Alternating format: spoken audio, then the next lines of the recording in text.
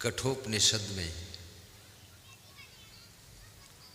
जब नचिकेता ने यमराज से पूछा था कि यमराज परमात्मा कौन है, ईश्वर कौन है, भगवान कौन है, तो यमराज ने कहा कि 1000 गायें दान ले लो लेकिन ईश्वर के बारे में मत पूछो। नचिकेता ने कहा मुझे गाय नहीं चाहिए, मुझे ईश्वर चाहिए। ये गाय भैंस क्या करूंगा मैं।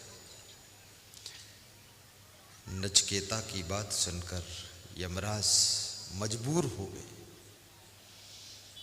यमराज कहते हैं नचिकेता,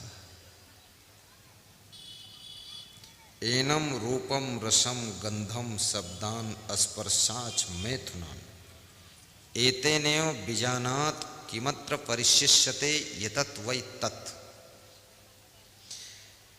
जिसके अनुग्रह से रूप विषय को तुम देखते हो, जिसके अनुग्रह से शब्द स्पर्श रूप रस गंध इन 5 विषयों को तुम जानते हो, समझते हो, और जिसके अनुग्रह से ये शरीर भी जीवित रहता है। इसलिए आत्मा का एक नाम जीव भी है, और जीव का अर्थ होता है जो जीवित रखता है वही तो जीव है। और जीव जब तक शरीर में रहता है तब तक ही शरीर जीवित रहता है, और जीव शरीर से निकल जाता है तो ये शरीर मर जाता है, फिर जीवित नहीं रहता है। इसलिए आत्मा को जीव भी कहा गया। उपदृष्टान मनता भरता भोक्ता च महेश्वरा परमात्मे चापिक्तो देहे अस्मिन पुरुषा परा, श्रीमद् भगवत गीता का श्लोक है कि जब तक ये जीव विषयों में रमण करता है तब तक इसका नाम जीव है, और जब ये जीव विषयों को इंद्रियों को समझने लग जाता है तब इसका नाम आत्मा है। और जब ये विषय भोगों से, इंद्रियों से, शरीर से अपने आप को परे समझता है, देहे अस्मिन पुरुषा परा, तभी ये परमात्मा का रूप हो जाता है।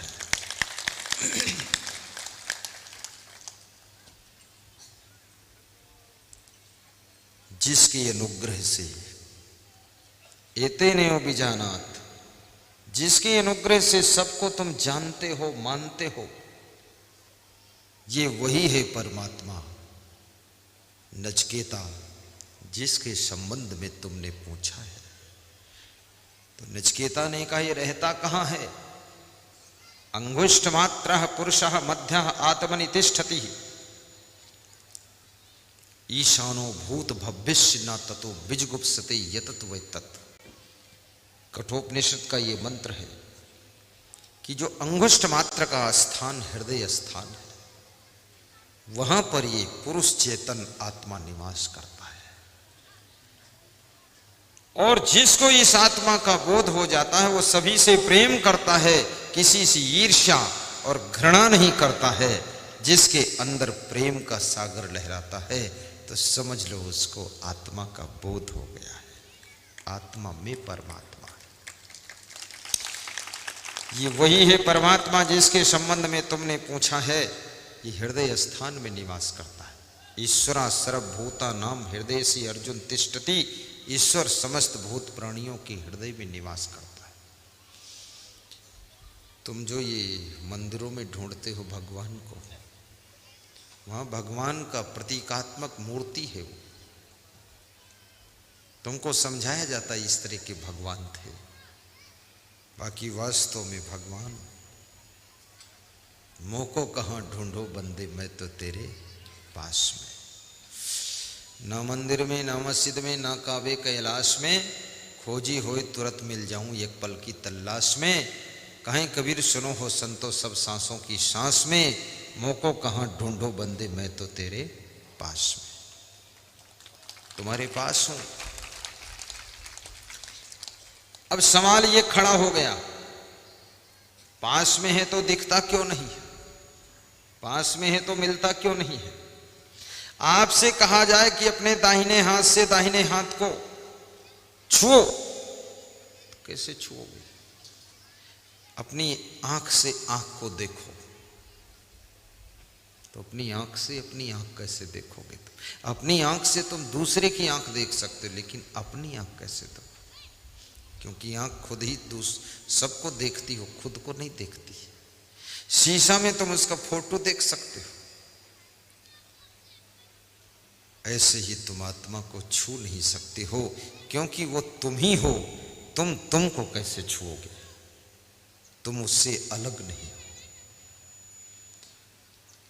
मोको कहाँ ढूंढो बंदे, मैं तो तेरे पास में। मोको कहाँ ढूंढे बंदे, मैं तो तेरे पास में। अब प्रश्न ये खड़ा हो गया कि अगर वो आत्मा परमात्मा का रूप है, तो इतना समाज में चोरी चपारी व्यभिचारी दारू अंडा मुर्गी लफड़ाबाजी क्यों चल रहा? बेईमानी लफंगेबाजी।